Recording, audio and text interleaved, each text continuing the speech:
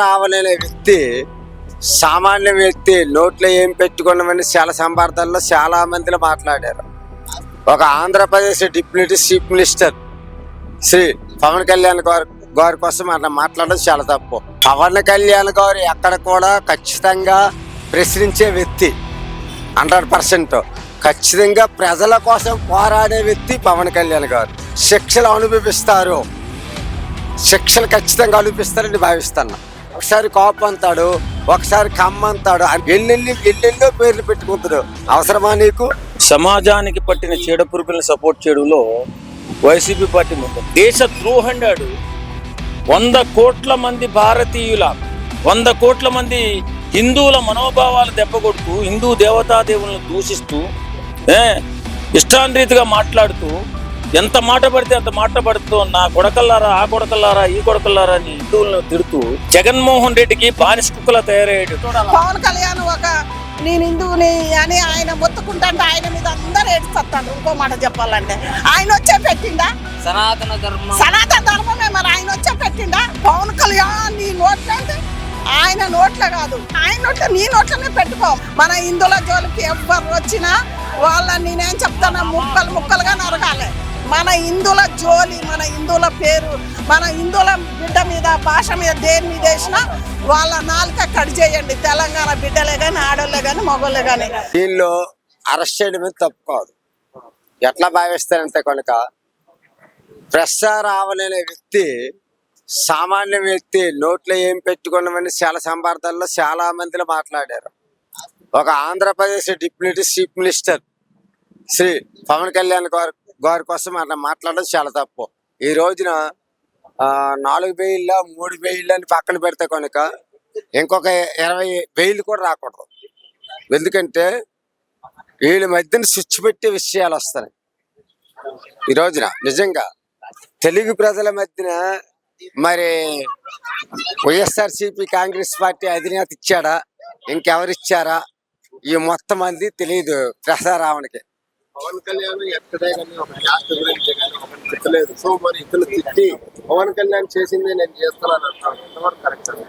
పవన్ కళ్యాణ్ గారు ఎక్కడ కూడా ఖచ్చితంగా ప్రశ్నించే వ్యక్తి 100%. ఖచ్చితంగా ప్రజల కోసం పోరాడే వ్యక్తి పవన్ కళ్యాణ్ గారు. అలాంటి వ్యక్తి పైన కూడా ఇలాంటి వ్యాఖ్యలు చేయడం అంది అది ఆలోచిస్తే కనుక బాధాకరమైన విషయం. ఇలాంటి ప్రశ్న రావణ కాదు, మరి జడ శ్రావణు ఎట్లాంటి వాళ్ళు మాట్లాడతారు.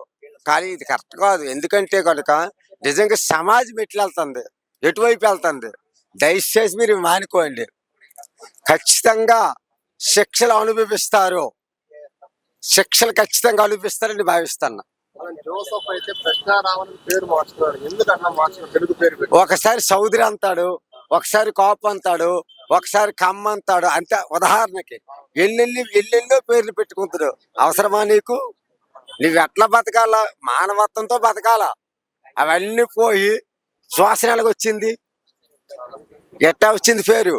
అది చూసుకోండి ముందు.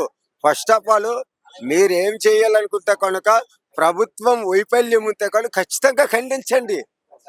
ప్రతి ఒక్క నియోజకవర్గం ఎమ్మెల్యేకి ఖండించండి.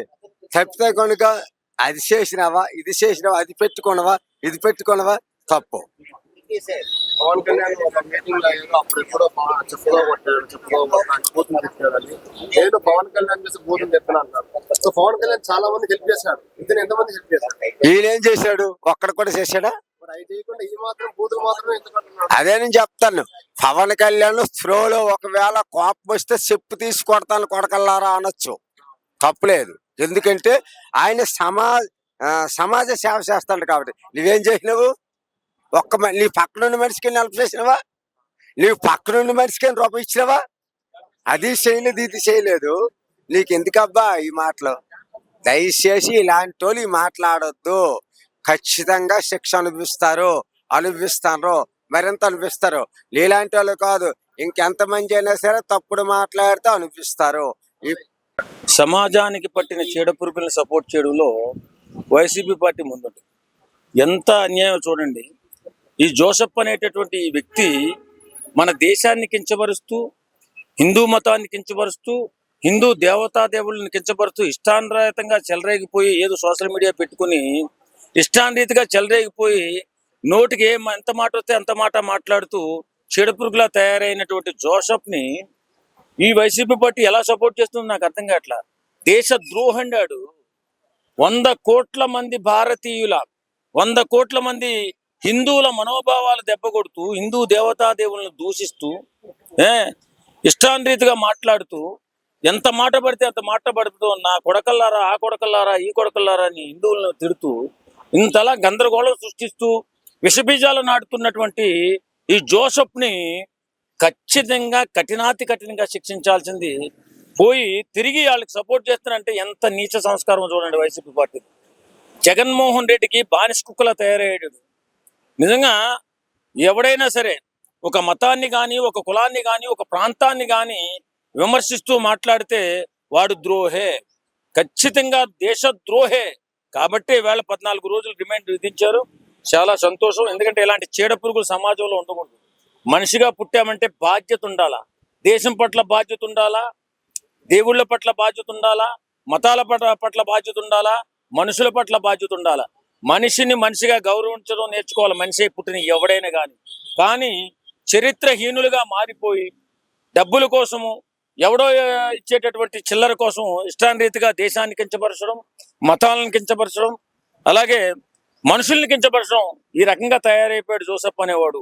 కాబట్టి ఈవేళ 14 రోజులు రిమాండ్ విధించారు.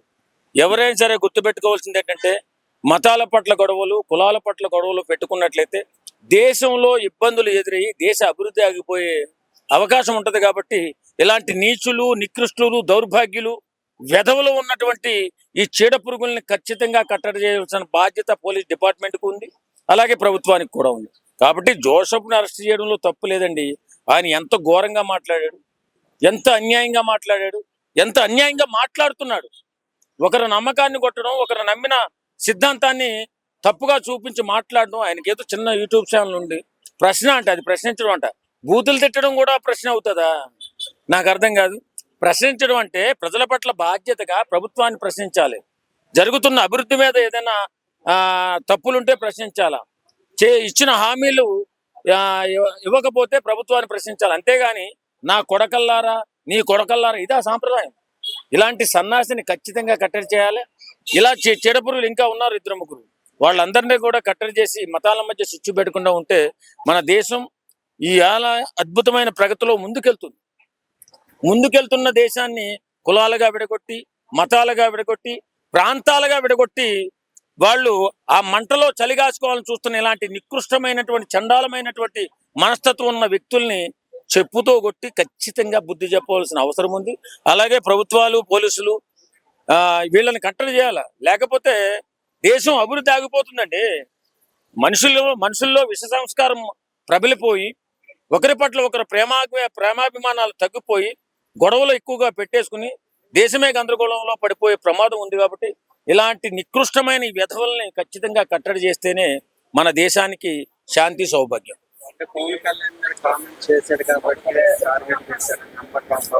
ఇప్పుడు పాపం పండుతుందండి. పాపం అనేది ఒక రకంగా పండదు.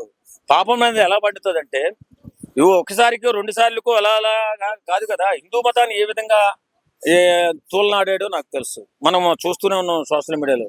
హిందువుల్ని ఏ విధంగా అసలు అతను నాస్తికుణ్ణి అని చెప్పుకుంటాడు. అసలు ఈ దేవుళ్ళ పట్ల, మతాల పట్ల ఆయనకి ఏముంది? అలా చిచ్చు పెట్టకూడదు కదా. పవన్ కళ్యాణ్ తిట్టాడు, ఓకే. పవన్ కళ్యాణ్ తిట్టినందువల్ల జైలుకు పోలా. పవన్ కళ్యాణ్ తిట్టిన కేసులో ఆయనకి బెయిల్ వచ్చింది. కానీ హిందూ మతాన్ని తిట్టి హిందువులను చాలా చీప్గా, చాలా తేలికగా ఎలా పడితే అలాగా సభ్య సమాజం తలదించుకునేలాగా మాట్లాడుతూ వెధవలాగా మారిపోయాడు. కాబట్టి ఈవేళ గన్నవరం కోర్టు రిమాండ్ విధించింది. పవన్ కళ్యాణ్ గారిని తిట్టిన కేసులో ఆయనకి బెయిల్ వచ్చేసింది. కానీ హిందువుల మనోభావాలు దెబ్బ కొడుతూ ఆనా కొడుకు ఈనా కొడుకు అని చెప్పి ఇష్టానురీతిగా చెలరేగిపోతుంటే మరి ఎన్నాళ్ళని చూస్తారు? పాపం పండిందాకా చూశారు. పాపం పండింది. ఈవేళ ఊసలు లెక్క పెడుతున్నాడు జోసెఫ్. రామన్ అని పేరు ఎందుకు పెట్టుకున్నాడు తెలిసేవాడు? హిందూ పేరు పెట్టుకోవడానికి గల కారణం అతను క్రిస్టియన్ అయితే హిందూ పేరు పెట్టుకుని హిందువుల్ని తిడుతూ హిందూ రాజే కదా అతను రావణుడు. కాబట్టే హిందూ పేరు పెట్టుకుని అలా హేళన చేస్తూ ఇష్టానురీతిగా చెలరేగిపోయాడు. ఏదేమన్నా ఇన్నాళ్ళకి పాపం పండింది. ఖచ్చితంగా వాడిని జైల్లో వేశారు. ఇంకా కేసులు వస్తాయి. ఖచ్చితంగా వాడు మాత్రం నోరు మూతపడే సమయం వచ్చేసింది కాబట్టి వేళ పాపం పండి అందరూ జైల్లోకి పోయాడు. కాదు, మీ అందరికీ తెలుసు. నేను మా రేవంత్ రెడ్డి గారు ఏదన్నా అన్నా కానీ అడిగేస్తాం. ఎందుకంటే అడగాల, కొన్ని అడగకుంటే పనులు కావనుకో. ఆయన ఎందుకు అరెస్ట్ చేసిండ్రు? ఒక పెద్ద స్టేజీ మీద ఆయన మరి యేసు ప్రభుది అది ఏలూరులో సభ, అది ఎవరిది? చర్చి వాళ్ళదట. మరి ఆ చర్చి వాళ్ళ పవన్ కళ్యాణ్ ఎందుకు వచ్చింది ఆ జోలి? మా హిందువుల జోలి ఎందుకు వచ్చింది? హిందువులను దెబ్బతీయటం అది కరెక్ట్ కాదు కదా.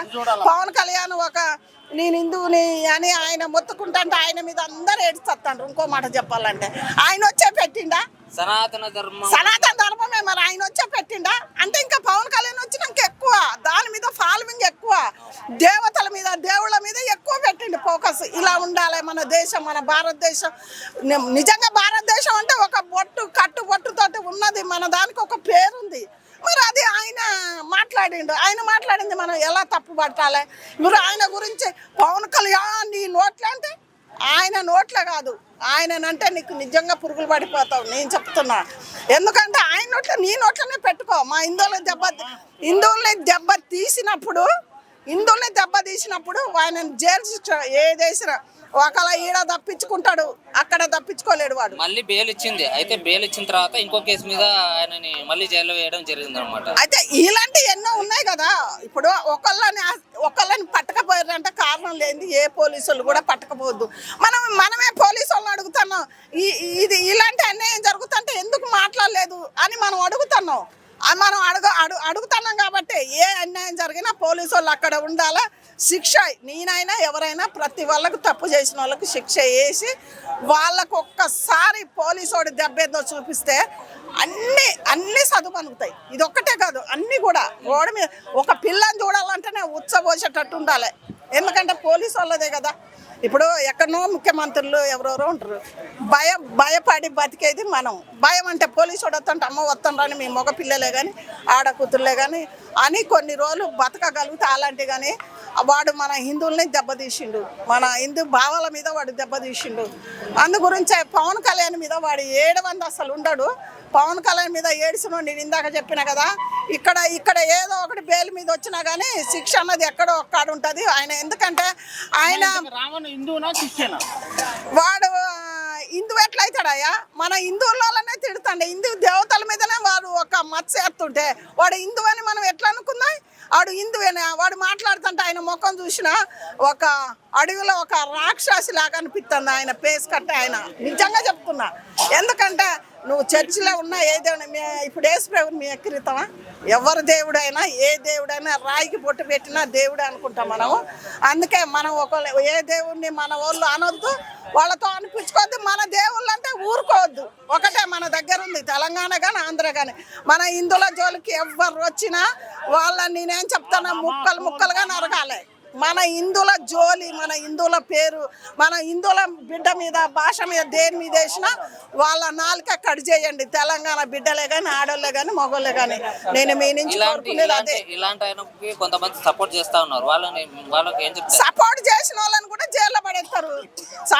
ఆయనకు సపోర్ట్ అంటే ఆయన మంచిగా మాట్లాడి దేశానికి ఒక మంచి జరిగే న్యాయంగా మాట్లాడితే నువ్వు అడ్డం వచ్చినా బాగుంటుంది. దేశ ద్రోహుడికి అడ్డం వస్తే నిన్ను కూడా అక్కడే వేస్తాడు.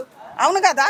ఒక పవన్ కళ్యాణ్ అని మీద చంద్రబాబు నాయుడు మీద గొంతు దాకా అది కరెక్ట్ కదా. ఆయన మాట్లాడినవి ఎన్ని చేసినా, ఎన్ని హత్యలు చేసినా, ఏం చేసినా అది పాపం లేదు. ఇంకోటి పవన్ కళ్యాణ్ని ఇలాంటి మాటలు అంటే నిజంగా ఎవరిని వదిలిపెట్టారు, ఏ బిడ్డలు వదిలిపెట్టరు, ఎవరు కూడా ఊరుకోరు. ఆ దేవుడు కూడా నిజంగా వాడు అన్న మాటలకు నాకే ఎట్లనో అనిపించింది. నేను చూసిన మొత్తము వాడే పెద్ద దొంగలాగున్నాడు. ఎందుకనమ్మా ఈ మధ్యకాలంలో అందరూ పవన్ కళ్యాణ్ టార్గెట్ చేస్తున్నారు? ఎందుకు పవన్ కళ్యాణ్ టార్గెట్ చేస్తుంటే వాయా బంజాయి పవన్ కళ్యాణ్ అని ఎందుకు టార్గెట్ చేస్తానంటే నేను చెప్పనా, ఆయన హిందూ దేవతల మీద ఎక్కువ ఫోకస్ పెట్టిండు కదా. హిందూ దేవతల మీద మన ఎక్కువ ఫోకస్ పెట్టి హిందూ దేవుళ్ళను కూడా సనాతన ధర్మం మీద ఎక్కువ ఆయన మైండ్ పెట్టిండు. ఆ దేవతలను కూడా ఎక్కువ ఆయన మీద అంటే ఆయనకి ఏం శాతం అవుతుందో ఎవరన్నా. ఇప్పుడు నేనే అన్నా అంత దూరం ఎందుకు, నేనేమన్నా నేను పవన్ కళ్యాణ్ దగ్గరికి వెళ్తానంటే మీరు ఎందుకమ్మా అని అడిగిర్రు. ఒక ఊళ్ళో రాముడి గుడి లేదట, ఆ ఊర్లో ఉన్నారు కానీ గుడి కట్టించుకోలేక ఏదో రాములవారి పండుగ తేడా బయట చేసుకుంటారు. ఆయన పోటవా ఆయనే ఓపెనింగ్ చేయాలి, ఆ గుడి కట్టియాలా, నాకు ఆయన నుంచి డబ్బులు వద్దు, నాకు ఏది వద్దన్న అంటే మరి నాలాంటి వాళ్ళు అన్నారు. మరి అలా ఇంకెంతమంది ఉన్నారు? అందు గురించి ఆయన ఇలాంటి మంచి పనులు చేస్తాడు. ఆయన నిజంగా చెప్పాలంటే ఎవరెవరుకున్న తెలంగాణలో నాకు బాధ లేదు, కానీ ఆయన కొన్ని పనులు చాలా మంచిగా పద్ధతితోటి పోనీ ఏదన్నా కుంభకోణం చేసి పవన్ కళ్యాణ్ 100 కోట్లు కుంభకోణం చేసిందో చూపియండి. మరి ఏడనైనా ఏ కోర్టు ఏ పోలీసుల్లో ఏ సీఐడి పట్టుకుర్రో అదొకటి చూపియాల. ఆయనలో ఉంది అదొక్కటి నిజాతే ఒకటి. ఎందుకంటే ఆయనదో ఆయన ఏందో ఆయన, అంతేగాని ఆయన మా దాని మీద వాడిపోయి వీడిపోయి గొంతు దాకా పెడితే వాడు అనగానే ఏం కాదనుకో, వాడు అనగానే వాడికి ఏ పచ్చవాత వచ్చి వెళ్ళిపోతాడో మనకి అనకూడదు. ఎందుకంటే ఒక మంచి వ్యక్తి మీద మచ్చ అన్నది వేయద్దు. ఆయన మీద ఎవరు వేసినా డోంట్ కేర్, ఏం కాదు. పవన్ కళ్యాణ్ లాగానే ఉంటాడు ఆయన. ఎందుకంటే హిందువుని ఎక్కువ ఆయన ఆరాధిస్తాడు ప్రతి ఒక్కళ్ళని. ఆయన ఏం సంపాదించుకోలే, ఆయన ఏందో కట్టుబట్టలతోటి బతుకుతాడు. అదొక్కటి ప్రజలు ఆలోచించితే బాగుంటుందని నేను అనుకుంటున్నాను.